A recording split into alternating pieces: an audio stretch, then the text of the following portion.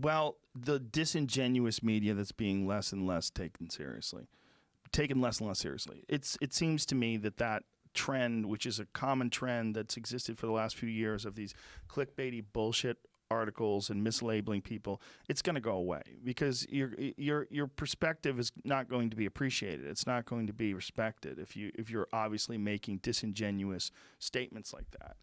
And I think we're in this weird position where it's very difficult to find real journalism and real objective takes on things that aren't flavored by their ideology.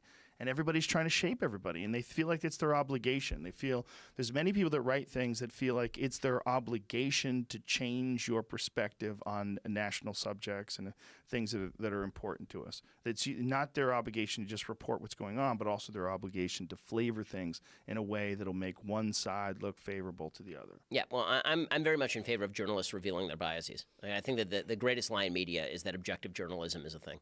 So I'm a conservative. You want to go to my site, you'll get a conservative spin on the news. That's the way it's going to work. Right. And guess what? CNN's liberal, and they are going to give you the liberal spin on the news. And that's just the way this is going to work. Did you see the video when the Mueller report came out? They looked like somebody got killed. Oh, my God. It was crazy. It was the day that Kennedy got shot. Yeah. Shouldn't you be happy? If you guys believed in Mueller, everybody was like, Mueller is the fucking man. He's going to go get Trump. This guy is methodical. He's precise. People He's were buying votive candles. Everything. Votive candles with his face on them that they could, like, burn. They were pumped. Yeah. And then he came out and it was like, well, no collusion. Everybody's like, well, I guess that now it's a cover-up.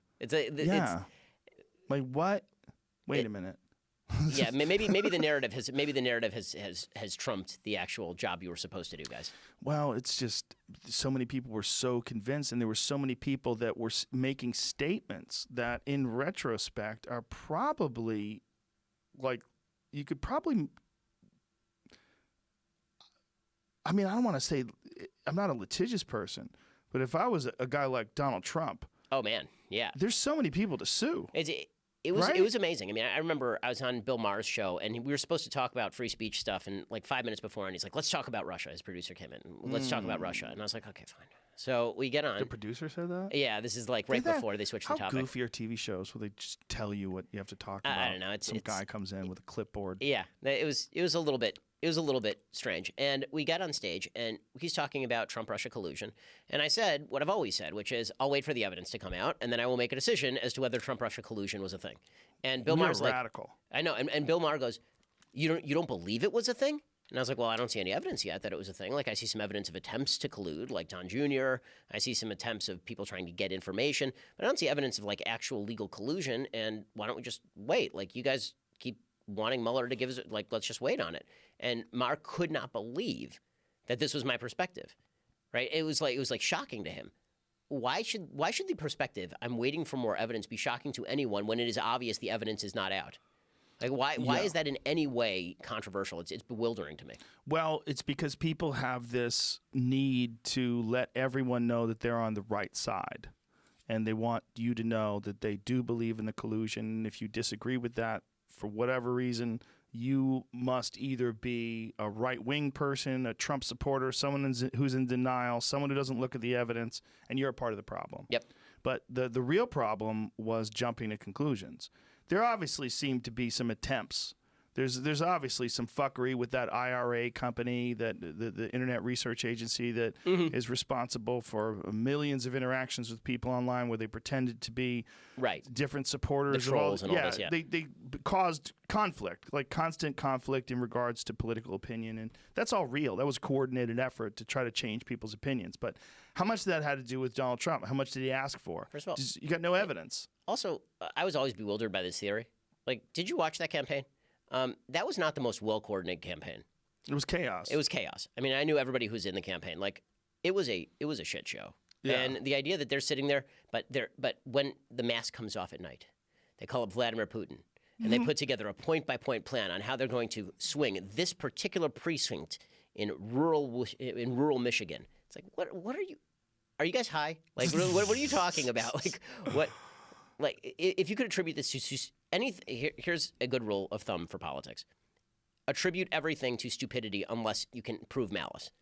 The real problem, and this is something that is very similar to what we were talking about earlier, when you say something and you say it over and over and over again, and you say it with such conviction, and it becomes a giant part of your news narrative, and then that something turns out to be horseshit. Yep. You just massively empowered Trump. That's exactly right. I mean, I've said Massively for a empowered. long time that I'm not a big fan of Trump's fake news shtick because I think he applies it too broadly. I think that whenever there's a bad piece of news, he's like, fake news. And it's like, well, sometimes yes and sometimes no. But now that you just blew a 2-year narrative where he was clearly in Putin's pocket, how many people do you think are going to listen to the nuanced view of fake news now? And how many people do you think are going to actually believe Trump when he says that a bad piece of news is legitimately a fake piece of news? Yeah, it empowers him in a spectacular manner.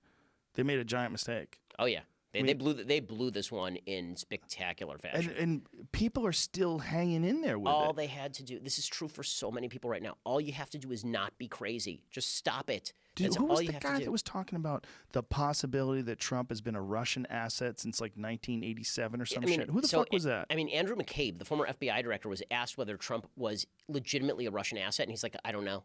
It's like you're using the power of the institution you used to run to spread this nonsense. And you got that from John Brennan. You got it from James Clapper. These are all former heads of the intelligence agencies. It just makes me think the intelligence agencies need to be wildly curbed back if these were the heads of them. I mean, if like the heads of the intelligence agencies are using their platform to proclaim that they have inside information about Trump that turns out to be utter nonsense, I'm not sure these people should have that much power to like check Is that my what phone he's calls. saying, or is he saying he doesn't know? He didn't say, I don't know. He was saying like, I expect that Mueller is going to indict. As a former intelligence really? professional, I expect that, yeah, there was a lot of that. It was ugly. Adam Schiff on It's the crazy. Intel committee doing the same thing. It's crazy now because, like, what do they do now? Like, how do they rebound from this? If this is If they're something smart, that you they'll didn't let it just go. say once, this is something you said for 2 years. Right. You've seen the compilation videos. Oh, yeah, they're hilarious. amazing. They're amazing. They've done them to rap music. And they're like they put a beat behind it. Have you seen it? No, I No, haven't. there's some great ones. Some great there's compilations of people saying possible collusion, possible collusion, possible. Yeah, and then there's music that goes with it, and they just cut to possible collusion with the Russians. Possible Russian collusion. Yeah. Possible Russian collusion.